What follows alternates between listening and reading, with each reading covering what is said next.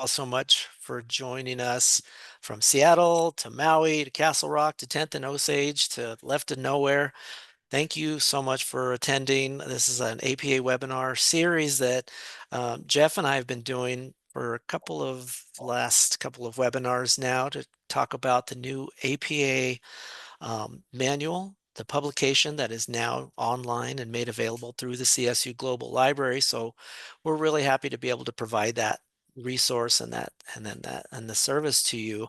And we understand now that it's available online and it's been digitized. That it just adds another layer of challenges and opportunities for us to share with you how to navigate that resource and where to find it. We do have a question about the recording and being available to download the session of the event. It's been dropped or ended, and yes, it will be recorded. I'll show you actually while we're here. Let me share my screen with you all and show you where it will be housed. So if you all can see my screen, Jeff, you can see my Yep, screen okay? yep, yep, yep. Yep, great. So we do record all of these and we send them out to everybody who's registered. So everybody who registered for this webinar, we send you a link to the recording, a link to our past recordings where they're archived, and a survey. So we ask that you fill out that survey for us. It helps us learn more about what you've learned in these webinars, as well as what you might be interested in seeing in future webinars. But here on the homepage, you'll see that we have a video tutorials tab right here on the homepage, and there's a Writing Center webinars tab. So here you can access all of our past webinars, and this is where this one will be hosted. So you'll always have access to these webinars. Excuse me, you'll have the link to it from this recording, but then they'll all be housed here. So as I mentioned, you do have access to the APA manual online now. For those of you who didn't buy the print version, no need to worry. You do have access to it now, and we've made it available in a couple of places, and we'll talk about where you can find those. As you can probably already see from my screen, we made a tab here specific for the APA manual and how to get connected to that resource. From the CSU Global Library, you also have access to it from our databases. So if you go to the library databases A to Z, you don't even have to click on A. You're already on A to go down to the APA manual online to access here. And once you click on that, you get access to the APA manual online. And what's great about it is this actually remembered my login. And we always encourage you to go ahead and create an account on here, because we'll talk about all the benefits of having an account that you set up, and that you're able to then begin to save a lot of these resources. And if you're like us, I know Jeff and I both have an APA manual, and you probably can't see it because my screen is blurred. You start to access all of these resources, but you got to remember where they're at. And you can see Jeff's, yep, exactly. And look at all those tabs on the side. That's what's going to happen to you, but electronically through bookmarks. So definitely create an account so that you have access to all of these resources, but then you can save them and then you can go back to them, because we're not experts in them. And you'll hear us say this over and over. We're not experts. We have to look up a lot of this stuff just like you would when these questions come in. But we want to highlight some of those questions that we do get from students that our students find challenging, and for us too, because we need to always remind ourselves, now where did that citation for a secondary source, when you have the primary source, what do I cite? How do I cite in text if there's no date? How do I cite a reference with DOI? We'll talk a little bit about all of that in this webinar. And I think the difficult part for us was to choose what part of the APA manual to focus on. And one of them is just how to get to it, where to find it, and some of the best practices when you use this resource. In our previous webinar, we talked a little bit about the functionality of this resource. And for those of you who hadn't seen that, have not seen that video, there's a lot to take in when you first log into the APA style manual and you create your account. Be sure to create that account so then you could use all of the tools in here. Notice that they have an option to search all content.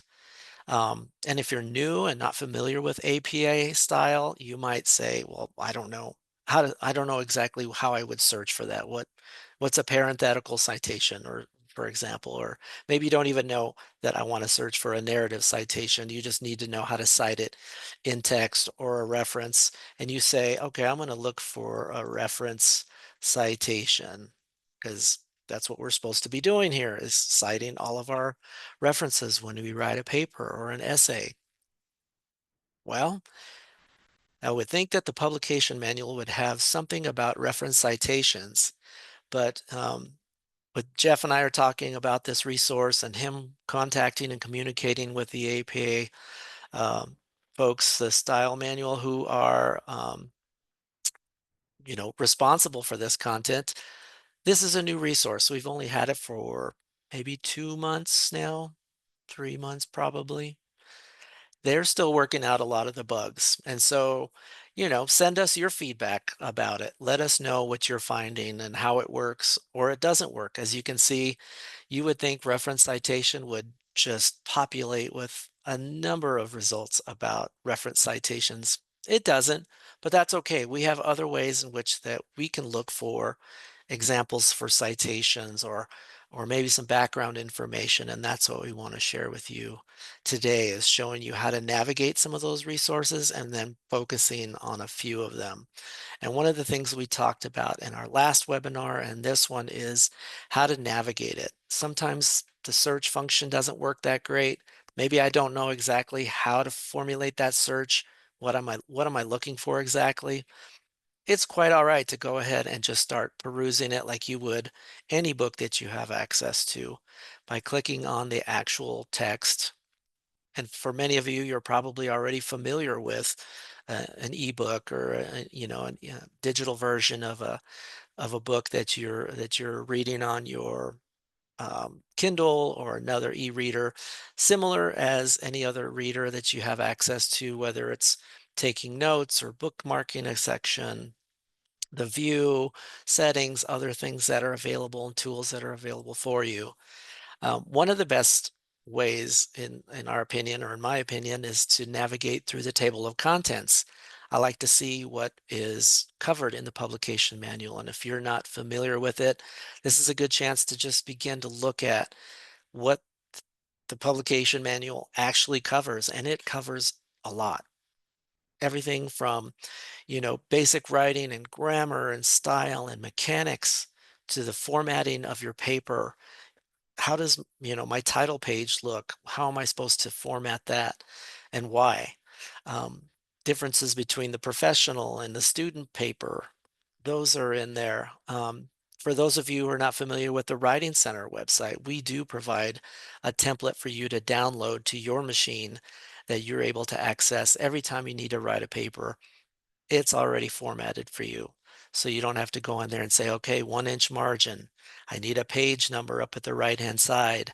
The title needs to be, about a third way of the way above the middle of the document, title case, your name, all of the information. It's already formatted for you. But if you wanted to look up that information, it's all available here in chapter 2, about the paper elements. Journal article, reporting standards, as I mentioned, writing style and grammar. Writing for a university and academic writing is different than you would be writing for maybe your MFA or a creative writing course that you might take. All of this would answer some of those questions about how would you write uh, a scholarly paper. Um, Question about where do you say we get the copy of the APA template? I will definitely share that link with you in the chat, or if Jeff, if you wanted to share that link to the APA template on the papers and essays. Um, it's a really great page with um, a sample paper, as well as the downloadable paper, with really good direction on um, why you would include this information in each of the particulars, like the headers, examples of citations and the references. So all of that is available. If you keep scrolling down, you'll see Chapter 5, Bias-Free Language, Chapter 6, Mechanics of Style. Again, capitalization, spelling, punctuation, all those things that you think of. Gosh, where would I find that answer to if I'm citing a journal article in my paper? I'm just citing the title of it or a title of the text. Would it need to be italicized? Would I need to put quotes around it? Some of the things that you have questions for might be answered in, what abbreviations, what number style should I include? So all of those things that get down to the minutia, we're going to do a lot of those types of deep dive webinars. And for me, I was thinking it would be important to understand basic guidelines of, you know, works credited in text. How would you cite in text? What is the appropriate level of citation to start this webinar? And chapter 8 is where we would go for a lot of that information. So general guidelines for citation. I always referred to this because I think this piece is important, understanding where and when to cite in your paper. What's too much citation? How do I avoid plagiarism or just, underciting, not providing enough information um, for something that is not common knowledge, something that maybe a data set, maybe something that I found in another source, and how would I cite that to avoid any um, not that there's accusations of plagiarism, but we just want to avoid and avoid any under citation and not giving proper attribution to that original source that you're using in your in your paper. So we have general guidelines for citation, appropriate level of citation. Um, I share this section with a lot of people, not only students, but for others that are responsible for coursework, um, to just let them know that sometimes you don't, well, for most times, according to APA style, you don't have to cite every sentence in your page. As long as the source remains clear, as long as the topic remains the same within that paragraph, so you're able to cite that source within your paper once and then continue on with your discussion without tripping up your reader, because you want to consider your reader and your audience without making it cluttered, without making it, difficult for your reader to understand. You want to continue have that continuity and flow within your paper. So according to APA style, if you really want to get into the weeds to understand the appropriate level of citation to avoid under citation and over citation, under citation can lead to plagiarism or self-plagiarism, and we can talk about that here in the future. But even when sources cannot be retrieved, you still need to credit them. And I understand that it's also asking you to avoid using resources that are not recoverable because maybe your reader wants to follow up on that source to read what you've found and or maybe dig deeper into your research. They also mentioned that overcitation can be distracting and is unnecessary. And what's the importance, the takeaway for this is when you're paraphrasing a key point in more than one sentence within a paragraph, you just need to cite that source in the first sentence that's relevant. You don't need to repeat the same citation in every sentence as long as the source remains clear. So you're not saying Jones 2023 states blah, blah, blah, blah, blah. Then the next sentence, you say something, and then at the end, you provide a parenthetical reference, in-text citation, Jones 2023, and then Jones again. And if you're staying within that same subject and the theme doesn't change, you're safe to just include one citation at the beginning. So I always think that's something that was new to me and it was interesting to learn, and it was something that I thought this is important to know for future and for writing um, your papers. And I think it's kind of interesting and funny that the example of the appropriate level of citation that APA provides looks like a lot of citations, but I take this as a condensed example of what it looks like for an in-text citation for a paper. And as you notice, they're all different authors. They're not citing the same author over and over and over. They're definitely putting um, to use their in-text citations, citing where they got all of these paraphrases. They're paraphrasing and synthesizing of text from other sources. Um, Something to also note about this example is how they're citing it. For those of you who are new to APA style, new to citing in text, what do you do if you're citing multiple sources within that one section?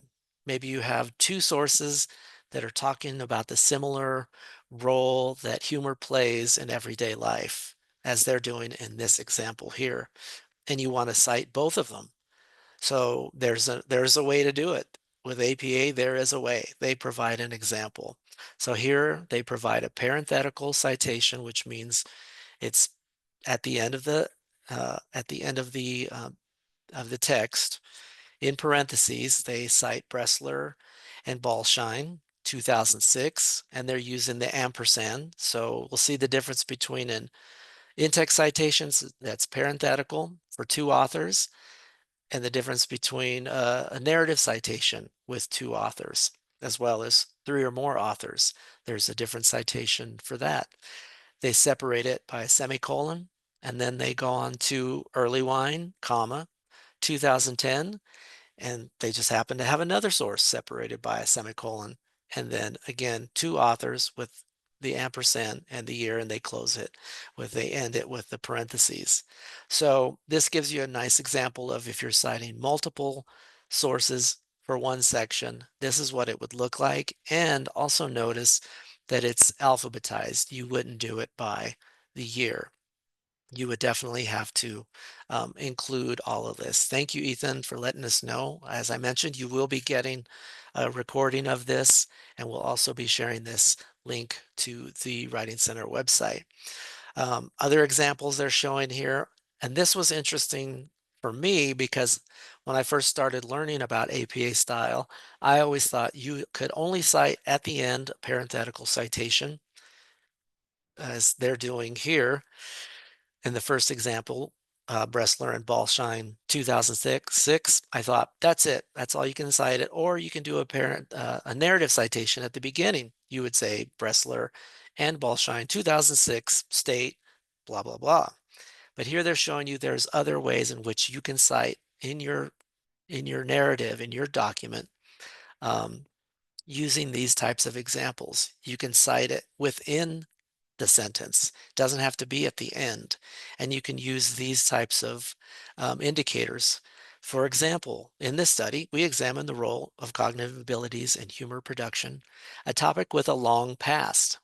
And for example, this long past includes writings from Feingold and Mazzella, 1991, and Galloway, 1994, that has recently attracted more attention. And then they end with their parenthetical citation. So there's numerous ways, and I think this is a great example that they provide that you can understand, okay, I don't have to just cite it at the end. There's different ways in which I can mix it up that might be more appealing to your reader, might break up the monotony, but you're also still providing proper attribution to ideas, to thoughts from other sources. You're standing on the shoulders of other researchers, building your own content here. Humor production ability is measured with open-ended tasks, early wine 2010, comma, the most common of which involves asking participants to write captions for single panel cartoons. For a review, see Nussbaum and Sylvia 2017. So that really just opened it up for me as a writer, as a student, that I can include citations in different places within my text. It doesn't just have to be at the beginning as a narrative or at the end as a parenthetical. Um, this is going to be a deep dive, so there is a lot of information in just a small amount of the APA manual. Um, so we have some other questions just to break off really quick. Are the Q&A preserved as part of the recording? You got some handy links included, and I want to capture them in the recording. does not retain them. I believe the recording does um, include the chat with the recording so that you're able to navigate through that as well. I believe it does for the recording that I'll be sending to you. I don't know if it does because we actually upload it to our YouTube channel to include into our website. So that might not include the actual chat. But some of the links that we do share with you will also be included in the email. Um, and then we have a question, how would you cite a source that has 6 or more authors? I had one of those in my last paper. Can we use et al. In that case? So for in-text, for 6 or more authors, you would use et al. And there is also an example of how to cite that corresponding reference because you obviously always want to have a corresponding reference for your in-text citation. So there is an example of how to cite 6 or more authors. If you're citing up to 20 authors, you would need to include all of the authors. If it's 20 or up to 20, if it's over 20, there is also a particular way to cite that, and we can talk about that as well. But you would use et al. For your in-text for 3 or more authors, which includes your 6 or more. So you wouldn't have to cite every one of them in text. As we scroll a little bit farther down into this section about citing works, I just want to pay particular attention of what some of those, as this is a great segue for that question from Holly, of what that might look like in text. As you're seeing, there's a lot of information that we're scrolling past that we could cover, that we could spend a lot of time talking about in-text citations and corresponding reference citations. But one section in particular of this part I want to share with you is what it looks like. There's so much. I just want to focus on all of this, but we will run out of time. So basic in-text citation styles. For those of you who are, Holly, you're asking, what would it look like for an in-text citation for 3 or more authors? So you said 6 or more. This would include, as you said, for a parenthetical citation, you would want to include the last name of the author, et al., which means and others, I think, in Latin, and the period, comma, and then the year. So that would be for the parenthetical citation at the end of your sentence. For a narrative citation, you would drop the comma and just include Martin et al., period, 2020 states, blah, blah, blah, blah, or go into your quote. Here's what I mentioned earlier about 2 authors. If you're citing it parenthetical, here's the example of using the ampersand. And here's the example for the narrative citation. You want to include the actual word and not the ampersand for a narrative citation. I think this one is important because we see this a lot and it saves you a lot of time. If you're citing a group author in text, like maybe a government organization like the National Institute of Mental Health 2020, and you know you're going to be using that 2 or 3 more times in your paper, and you don't want to have to type out National Institute of Mental Health every time, 2020, National Institute of Mental Health states, 2020.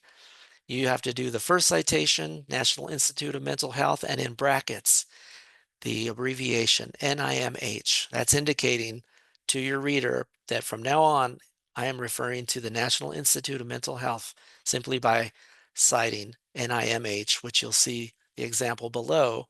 Now in parentheses, NIMH 2020. So you only have to do it once, and then your subsequent citations will be NIMH, whether it's a narrative or the parenthetical. Sorry, for group author without an abbreviation, you're stuck with writing it all out throughout the rest of your paper, which isn't too bad, Stanford University for this example. So these are all really good examples of how you would cite an appropriate level of citations, in-text citations. And really quick, if you're looking at an example, perhaps um, the repeated narrative citations with the year omitted. Remember, you don't have to cite every section, every sentence if you're staying within the same theme and the same source. Here they provide a good example of a narrative citation of Kohler 2016, experimentally examined how journalistic coverage influences public perception. And then it goes on to the next section. Kohler provided participants with quotations from real reviews, but they didn't have to include the year. This might be one way you want to write your paper and your document using the same resource throughout all of these. And then at the end, they included another author for these findings in combination with similar research, meaning Reginald 2015, that demonstrates that providing evidence for both sides, when most experts agree, may lead to a false sense of balance. And then they include again Kohler, alphabetized again because we have a 2016, 2015. So of course we're just going to do it by author's last name and alphabetize it that way, separated by a semicolon, and then finally with the period ending after the closed parentheses. If you really want to get further into this, into the weeds and into the details, and you're saying, what if I'm citing a YouTube video? What if I'm citing a chapter? What if I'm directly quoting somebody? There's also a citation style for that in text. You can provide a specific part of that source with your author date citation. So you can also include specific parts of that source that you're using, and how would that look if you're going to cite a page or the paragraphs or a section, tables, figures. This may come up, and if you're using any type of resource, it's probably guaranteed that this is going to come up. You're going to cite a book chapter from how would I cite that?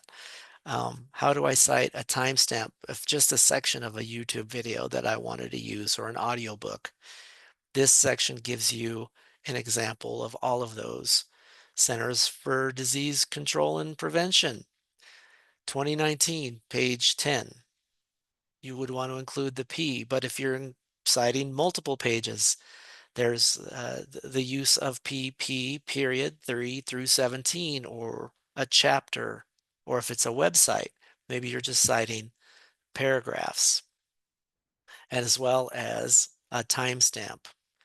Maybe you're watching a video from the Beck Institute for Cognitive Behavioral Therapy, 2012, and the 1 hour, 30-minute, 40-second stamp is where I retrieved this quote. So it gives you really detailed information of how you would provide those in-text citations. We have another question from Holly. Why do we not put a period after the sentence that has citations after it? I noticed that difference between MLA and APA too. Why do we not put a period after the sentence that has the citations after it? Do you mean directly right after the last word in the sentence and then the citation? I'm curious. Does that sound like that's what the question is asking, Jeff, instead of including the Well, period? I mean, these are some of the differences, and with these different styles, the different people put them together had to make decisions, a lot of decisions on how the thing was going to be. And in APA, the period goes at the end of the parenthesis if you have a parenthetical citation. So that's just a decision that was made, and then you type it up, and that's the law, and you gotta follow that for APA. But it's good you're asking these questions because there are differences between MLA and APA, and it won't work here to say, well, this is how they do it in MLA. If you turn in a paper with MLA rules, you're going to get counted down. So definitely follow the APA rules. So with APA, if you're doing parenthetical citation, the period goes at the end of the parentheses, which it looks a little strange, but that's the rule. So it's these different organizations came up with different rules, and then you just kind of stick with it. But the nice thing is, while you're at CSU Global, you have access to writing consultants through the Writing Center. If you ever need to ask these types of questions, you can set up a one-on-one appointment with someone, or you can email the library, email the Writing Center, and we will get back to you. And now that we have the APA manual online, we can even send you a page in the APA manual that helps explain it. Yeah, absolutely. Prince, do you have a question? Do you want to chat, or do you have the mic that you want to just ask your question? Yeah, I wanted to know the date format for the seventh edition of the APA style manual. I mean to say, do you put the day first before the month, or the month first before the day? The day. So that would be for your references list. Yep. You would put the year, and this is for your references list. If there's a month and a day for your in-text citation, you wouldn't need to include the month or the day. You would just include the year. But for the corresponding reference, you would say Jones, parentheses, Jones, comma, uh, is it 2020 March or yeah, right. See, we're gonna have to look this up now. Now I'm not able to think about, okay, what does that look like with a date? So let's look at this together. I think in general, like Paul said, in general, you just have to do the year. But if there is a more specific date that you have, you would do that. Generally in APA is you just the year, comma, and then the month spelled out and the day. So 2020, comma, March 18. That's generally how you would do that. So yeah, there we go. Just like it Paul just brought up right there. Do you see under the date column? If you have something that's really specific for the date, and again, most citations your instructors aren't going to expect you to be that specific, but if you want to be really specific and you have an exact date, you see where it says under date 2020, comma, February 16, parenthesis and title, or period, sorry. Yeah. And see, that's the thing with these, when you have those questions, you're like, oh my gosh, what is that rule? Because I'm citing, maybe an online periodical that does have, it's a Harvard Business Review and they published it on March 20th of 2022, and that's the exact date you want to include. Maybe you do your citation, but you're going to come up to this question again.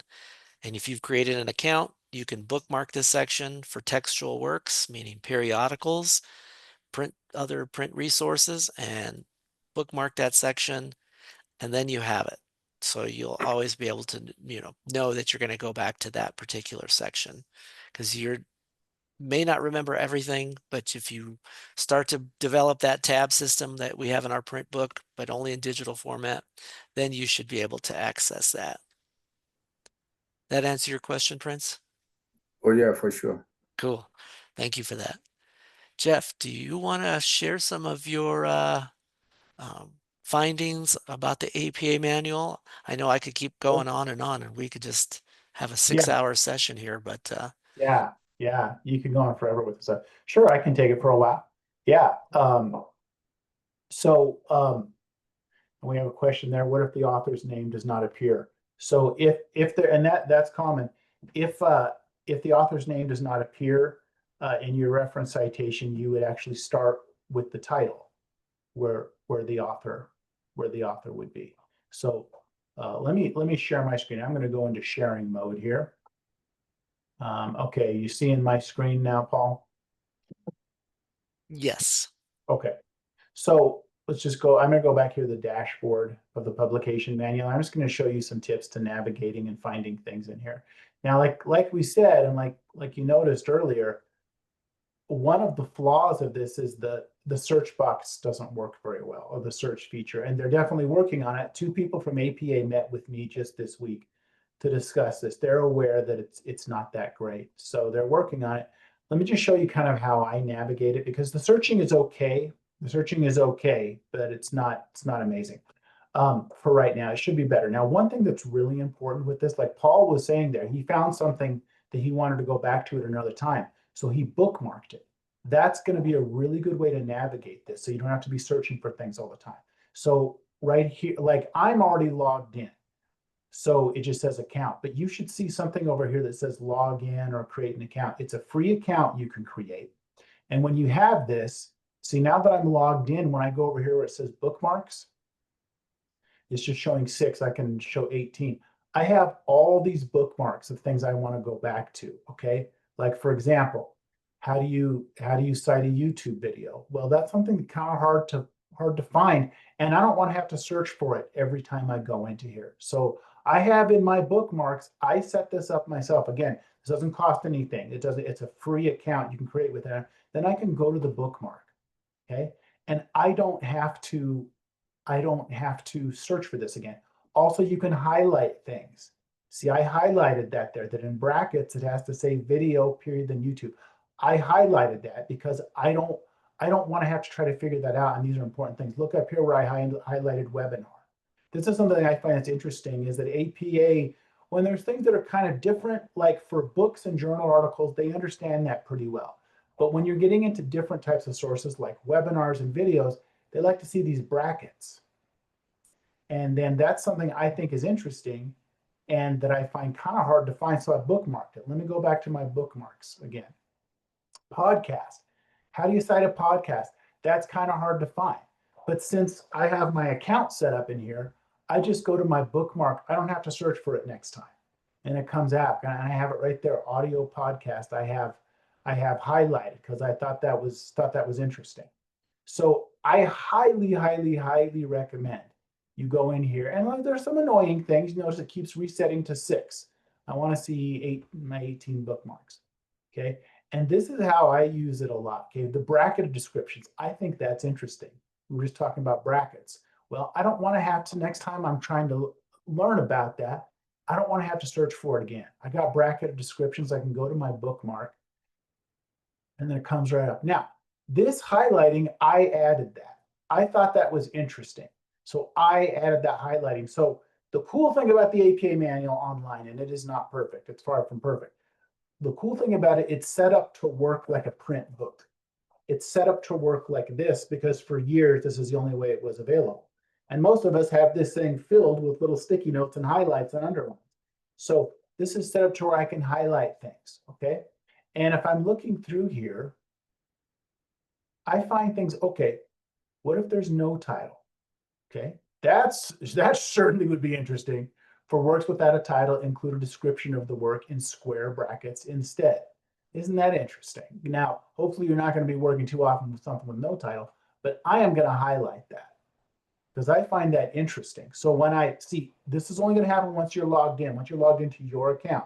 Okay, once I got that, now look, there's different colors of highlighting. I usually use yellow, but I'm going to change this one to green. Add highlight. Okay. Now, when I'm logged in from here on out and I go to that section of the book, it's always going to have that. Okay. So the bookmarks are great. I have a section for my highlights too that shows me everything in the book I've highlighted. So this is really helps. Now, a lot of times what I do with publication manual, or I go to the publication manual. This is your dashboard where you're going to come in. I like to go to the publication manual. I like to look at the table of contents that opens up right here. And the thing that's really cool with the table of contents, now, the most used chapters that I have are chapters 8, 9, and 10. Okay. Chapter 8, which Paul was showing you, is in-text citation. Okay. Chapter 9 is how you put together reference citations. Chapter 10 is examples of the reference citations. And something that's kind of neat, if you go to in this table of contents, I'm going to go to number 9, chapter 9. And when you click right here at the top, there's a table of contents to that chapter that shows up. And I can quickly look through here and find what I'm looking for. Okay, there's so many things with title, format of the title element. Let me go in there. And it opens up. Now look at those highlights. Those are all highlights that I've added. Okay, and notice I'm using different colors to highlight these different things. And then here, let's pause for a second. Prince has a question. Prince, did you want to ask your question live? Or I think your microphone is muted. Oh yeah, I'm on now. Did you have a question, Prince? Oh no, not really. Okay. So again, I added all these highlights myself because I want to be reminded of these things when I come back. Okay. Okay, here's one of my big things. Here's one of my big things that I highlighted. What if the title of your paper ends in a question mark? What if you're citing an article, and that is really common? That is really common. The government shutdown. Where do we go from here? Question mark. You're citing that article. Do you, in your citation, do you put a question mark and then a period? Because titles always have to have a period. Here we go. Finish the title element with a period. However, if the title ends with a question mark or exclamation point, that punctuation mark replaces the period. So it's a lot of the answers to most of even the strange stuff is in here if you kind of read through it. I'm going to make another recommendation here that's going to make you think that I am a crazy person. Read through this manual. I find all sorts of stuff. I know that makes me sound like I'm some kind of insane person. I read through this before I need it. It's hard. Well, it makes it harder with the manual if you never ever use it and then you need something and you go and you try to find it. That's hard. I read through it and you stumble upon these really interesting things. That's where I stumbled upon bracketed descriptions. I knew I had seen it before, and you can see I highlighted it there. See, I read through this just like I'm reading a book, and there you see my thing for no title. Source. Let's get into sources. And I just read through here. And when I find something interesting, works with a specific location in the source, depending, okay, format of the source element. And when I find something that I find interesting, I'm going to highlight that. Okay, here we get into periodical sources. That seems interesting to me. And notice how when I highlight, when I moused over it, because I'm signed in, that showed up. Let me put that one in purple. I'm going to add a purple highlight. Okay. And when I come back, okay, let's look at the table of contents again. A lot of times, let's say I was looking for my question mark example. Let me go back to just my dashboard here. I'm just going to run a search question mark. How do we say I'm looking for that? Now you'll see here, it's kind of a slow search and it's trying to find, and it will find examples. Okay. And see how it's not great? It's in here somewhere, but it's kind of hard to see where it is. I want to see 18 results. They don't like to show many results. So see, they're going to improve. They're going to improve this. And I imagine it's in here, format of the title elements. That's where we're looking. But it's not that great. So a lot of times how I find things, I go to the publication manual. Let's say I didn't know where the question mark example was. This is a lot of how I do it. I'm going to go table of contents. I'm old school. I like the index. I'm going to go all the way to the bottom here of my table. Now, again, this right here, I go really quickly. I'm going to go to the publication manual so I see what it looks like in print. Okay, close that there. Table of contents, I click there. When there's something I cannot find and I can't find it through search, let me move my zoom box here. I'm going to go to the index. Okay, then when I go to the index, check this out if we're talking about old school here. Watch what Mr. Technology does here. I'm going to do a Control F. Let's see here. Control F. And I'm going to do question mark. For some reason, maybe because I'm in Zoom.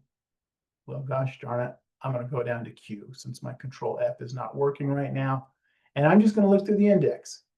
And even though it couldn't find it in the search, or it had a hard time finding it in the search, we get closer. There we go, question mark. Title ending in a question mark. I can see it. Click here. And it goes right there, and you can see there's my highlighting for the question mark. So those are some of my tips for this. Now, another thing that we have this this LibGuide. This is a guide, and these are all videos showing you how to do these things, showing you some of these tips. This is on the library website, and we can put a link to it in here. Also, because I know it's a little hard to navigate this, there's a navigation right here on this tab with some of the most commonly looked for places, and this will get you started off as a nice little guide. And in fact, let's grab this and let's put this in the chat. Here we go, chat. Let's see. LibGuide. And this, when we say LibGuide, that's these kind of websites we create in the library and the Writing Center. The program we use is called LibGuides for APA manual. And like I said, there's a lot of nice how-to videos on there. It'll help you out with this. Also, let me show you how old school I really am. I created my own index in a Word document for the most common things that I look up in here. Okay, and this is before we had it online. I'm not sure I need this anymore, but this was my index. Here we go, question mark. That's something a question I have a lot. I made my own notes so I know how to find this again. Okay, these are all things that I had a hard time finding. I created my own little index that I have. So take notes, do whatever you have to do. But now that we have this, so my biggest advice, go in here, create an account, then you can create bookmarks and highlights. You can also add notes in here too. You can add notes. I put little notes. Remember, library database information is not required in the citation. I added that to this bookmark I had there. And I put a little reminder over here. So you can add notes too. So I've talked for a while. Let me stop talking here. Let's check back in with the people. How are we doing? I appreciate so many people coming to this webinar. This is really great. Yeah. So gosh, we still have, I think we started up with 30, we've still got 27 people, and we're talking about something that usually is mind-numbing to most people at APA. Let me say one other thing. I think it was Holly who was asking.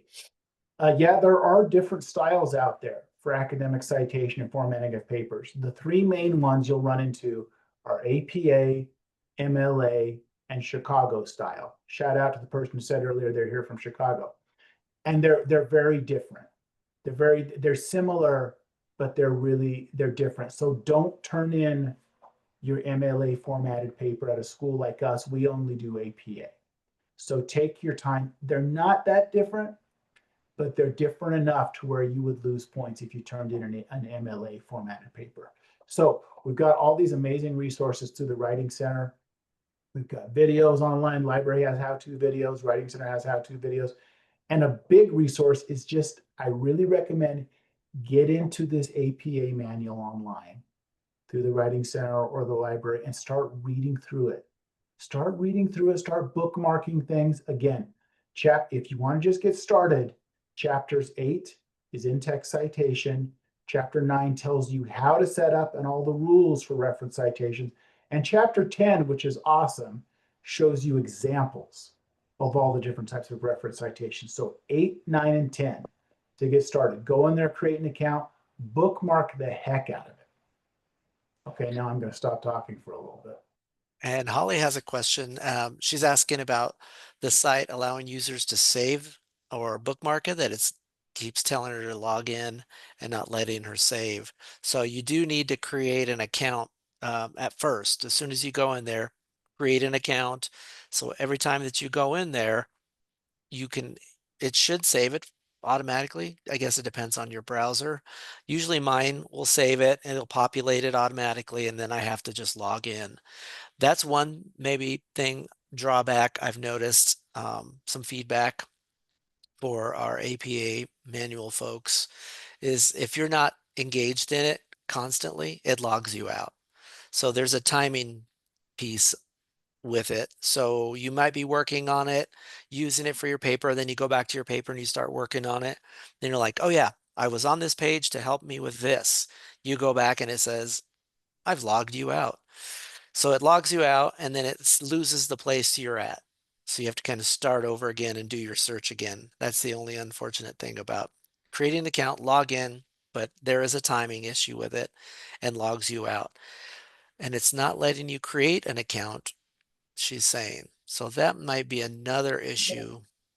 And Holly, also, if you're having troubles like these, what we could do is, like you and I could set up a Zoom meeting. We could do a one-on-one meeting where we can work and see what the issue is, and we can share our screens back and forth. And we could even do that later today if you have time.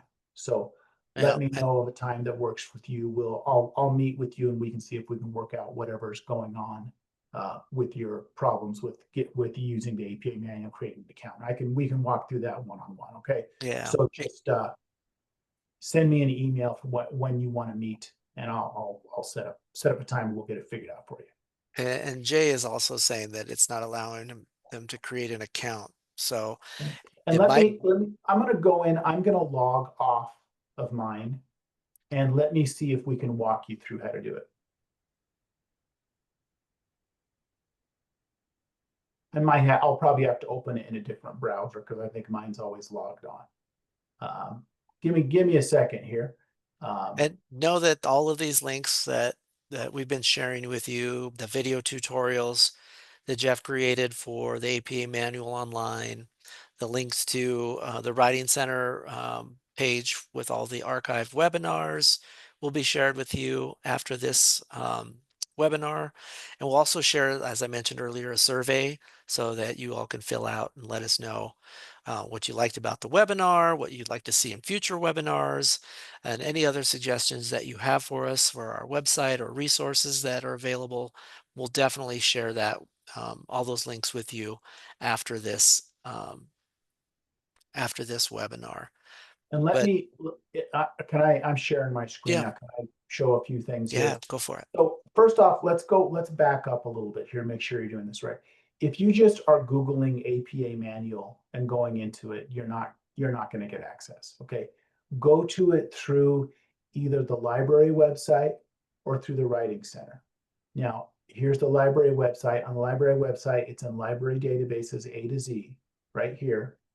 And if you scroll down, there's the APA manual online right there. Through the Writing Center, it's right here, front and center, APA manual. So make sure you're going to it through there, okay? Now, if you're going through there, let me open this up. And you have to be logged into the CSU Global portal, okay? It has to give you permission to get in, okay? Now, to create an account, we'll just make sure, I'm just gonna show this, you may have already done this. You go to account right here on the left. Let me go back there, that went pretty quickly. Okay, so right now I can use it, I just can't create new bookmarks. But go to account. Now it's already saving my information. But if you didn't have that, what you would do is click create an account. She's asking if you could do that again. She lost you. Okay, let's go back. Okay, so we're going to start from the beginning. So whether you're going in through the, at the library, if you're just coming in cold here, you could go library databases A to Z. And under A, here's the APA manual online. This same link is on the Writing Center right there in the middle there. Okay. So if we open up the APA manual, and you want to go to it through one of those sites, because that's going to get you past having to pay for it or blocking you from really using it to its full account, because the school has already paid for full access to this so that all of our users can access it, but you have to go through our links. Okay. Right over here on the left-hand side, if you scroll down a little bit, you'll see where it says account. Okay, now you can see it has my stuff already saved there. Let's see if I erase this. Let's see. Create an account. Let's see. Now it could be that if there's some kind of a problem with this, and maybe there's a technical issue right now where they're not letting you create it. It's acting kind of weird with me. Maybe that's what you're running into. Are other people seeing this kind of thing where it's just kind of stopping right there? And if this is the case, I'm going to get in touch with APA today to report that there's some kind of this looks weird to me that it's not letting me do this. So are other people running into something like that? Yeah, that's where Jay is having an issue, but Josetta on their chat says that they signed in automatically, that they went through the student portal, selected the library, selected Writing And that's Center. good. You're probably and then signed in to use it, but we're talking about creating a personalized account. And I think something might be weird with that right now. Mhm. Let me try something else here. Let me, I'm going to go to this through an incognito window because it might be messing it up since I already here.